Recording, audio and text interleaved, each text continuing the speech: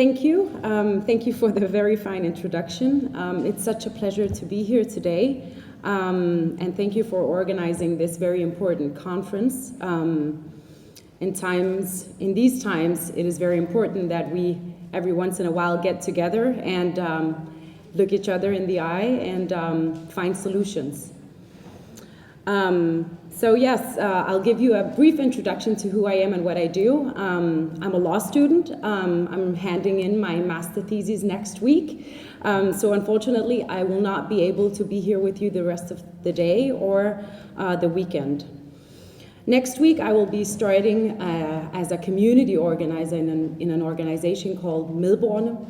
And it is basically to organize local communities and give them the tools to create political power and positive changes in their local communities. I'm a board member of a nonprofit organization called Refugees Welcome, where we give judicial advices to refugees and asylum seekers. And I'm also a board member of the Council for Ethnic Minorities, where we are advisors to the Minister of Immigration, Integration, and Housing Minister. My background myself, my mom is Lebanese, Shia Muslim, and my dad is Palestinian, Sunni Muslim. So I have a little of everything in me. So I'm here today as a LIU alumni, and I thought I might give you a brief introduction to what that actually is.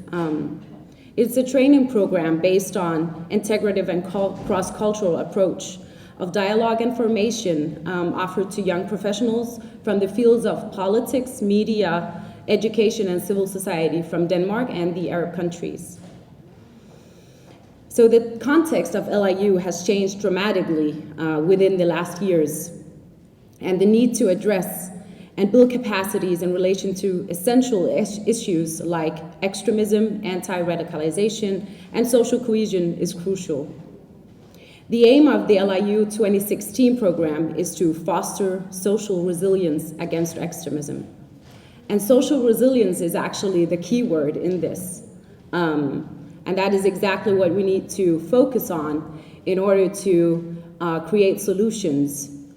Because in order to create solutions, we need to identify the problem. So what is the problem with extremism? What creates extremism? A pre-extremist mindset is quite important to understand in order to understand what mechanisms happen when a young 14, 15, 16-year-old born and raised even in a democratic free society, what makes him go to Daesh? It's quite difficult to understand. But what we see is that these people have major inner conflicts concerning their identity. What are they? Are they Muslims? Are they Danes? Are they law students? What are they? Is it possible to connect all of what we are in one? We have young people born and raised in Western countries with Muslim background after 9/11. And they have been raised in a community where Islam and Muslims are always or often portrayed as violent, causing damage to their own communities. And it's very difficult to identify with that kind of Islam. What we also see is that acknowledgement of being a Danish Muslim is very difficult. It's very difficult to be in the political sphere and being Muslim. So if we on a government base or even just in the public debate see a conflict in being Muslim and Danish, then how can these people feel themselves and as Muslim and Danish 100%? How can they be confident in themselves? So the identity issue is very, extremely important, and we need to focus a lot more on that. These young people seek clarity, they seek simplicity, and that is why fundamentalism and extremism is very appealing to them. So what should we do? It's a very simple question, but gives many answers. One of the most important things we should do is to promote social cohesion. I cannot say how important that is, but to state as a community that there is place for Muslims in Denmark, in a democracy. You can be Danish and Muslim. It sounds very, what can you say? It sounds very easy, but reality is that young Danish Muslims does not feel that. They do not feel accepted in the majority. The way we speak to each other is very important. From politicians, from organizations, from even just citizens in between. We need to we need to promote acceptance, we need to promote acknowledgement, and the role of civil society in this is very crucial, because if we have a strong community, a strong civil society that creates social resilience against extremism, we create a community that pulls instead of pushes away. And that is basically what we see happening today. We are not able to pull these young people towards us, but we are pushing them away.